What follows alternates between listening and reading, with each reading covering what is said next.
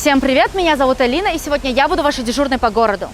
Как вы знаете, совсем недавно вступили в силу поправки в административный кодекс о штрафах за неношение масок. Однако с того времени до сегодняшнего дня ни одного штрафа выписано не было. Тем не менее, ежедневно ведутся разъяснительные работы. Давайте узнаем, как это происходит. Ничего на улицах Душанбе не говорит о серьезной эпидемиологической ситуации. Маски многие выкинули еще с конца весны, с приходом первой жары. Социальной дистанции нет. Возможно, это следствие того, что официально в стране заявляют о выявлении не более 40 случаев инфицирования в сутки. По словам медиков, маски в первую очередь нужно надевать тем, кто болен COVID-19. Если человек зараженный вирусом без маски, то в случае общения с ним они не помогут и тем, кто их наденет. Так что носить маску значит думать в первую очередь об окружающих. А есть те, которые люди не носят его, они как будто специально его делают. А так на самом деле не скажем, что она дорогая и недоступна. Да, допустим, есть те страны, которые деньгами не могут найти маску. Каждый должен себя защитить. Я не могу тебе помочь, так же ты не можешь мне помочь. Каждый сам себе хозяин, и если хочет жить, то берегет себя.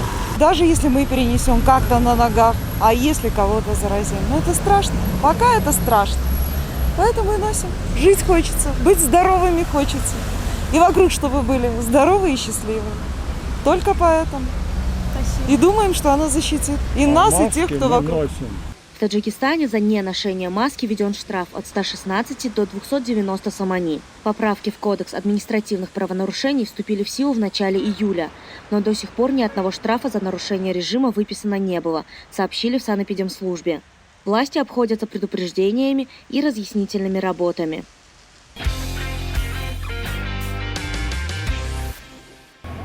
Вместе с тем правоохранительные органы и волонтеры каждый день патрулируют улицы и проводят разъяснительные работы среди горожан.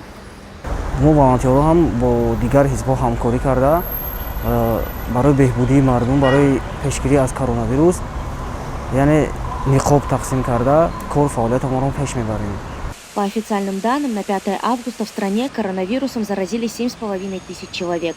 Скончался 61 человек. Вылечились почти 85% заболевших.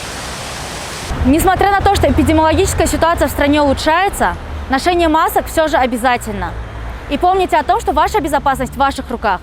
Поэтому соблюдайте все рекомендации врачей.